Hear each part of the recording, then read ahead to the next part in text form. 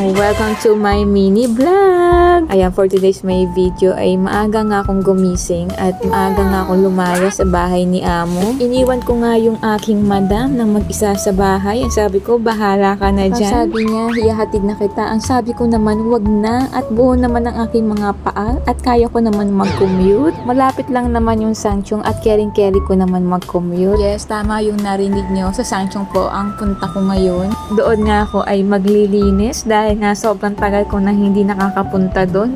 Mga 6 months ago na. Siguradong parang gubat na yung condo ng aking boss doon at siguradong matatagalan ako maglinis na to. Yun nga guys, ay dumaan nga ako dito sa Family Mart at naghanap nga ako ng kanin or yung tinatawag na sa Chinese ay yung Fai Fan. At siguradong mamaya ay magwawalaan na yung mga alaga ko sa dahil sa dami kong gagawin ngayon, kailangan bubusugin natin yung mga alaga natin sa tiyan, ganon. Tingnan nyo guys, yung rice nila is 20 NT lang yan guys. Nakakatuwa kasi ang dami mong talagang choices dito. Ang dami mong pagpipilian kung ano yung gusto mong ulamin. At nakakatuwa at may nakita pa ako ditong Adidas. Grabe, lahat sila yung masasarap, lalo yung chicken. Ayun nga't bila akong nag-graving dito sa chicken nila at mukhang masarap. Ewan ko, bila akong natakam sa chicken at susubukan ko nga ito. At sakto naman, ay may dala naman akong gulay, yung inulam po kahapon na sayote at repolyo. Tapos hindi pa siya mabigat sa busa kasi yung presyo niya is 49 NT. Actually guys, lahat naman sila ay masasarap. Ayan, kung wala kayong time magluto, ay dito lang sa Family Mart ay sulit na ang halagang 69 NT mo. Yung may rice ka na, may chicken ka pa, o diba? O, tipid budget ba? Parang halos lahat ng price nito ay 49 NT. Sa tagal kong hindi nakapasok ng Family Mart, hindi ko alam na meron palang ganito ngayon sa Family Mart. Ang dami mo talagang pagpipilian. Parang halos lahat ay nandito na.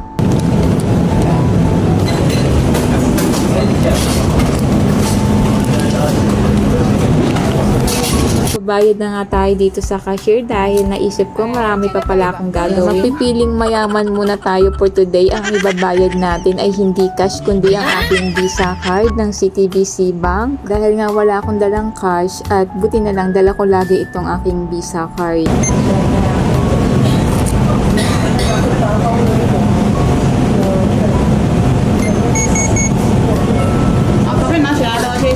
谢谢。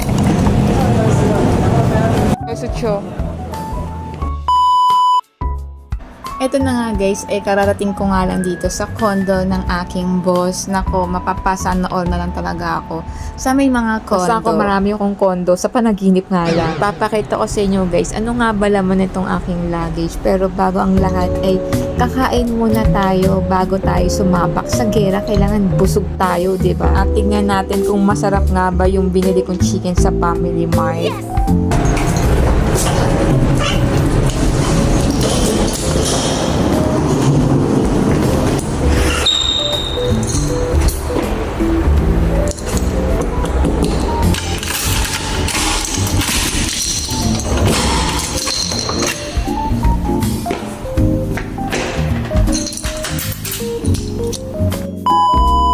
Yun na nga guys, katatapos ko nga lang siyang initin. Siyempre gusto ko ng mainit, yung mas hot pa sa akin, ganon ang gusto kong pagkain. Pero mainit talaga guys, masarap yung chicken doon sa Family Mart, kaya sulit na sulit yung 49 NT mo talaga doon. Kung i-rate ko to 1 to 10, nasa number 8 siya sa akin.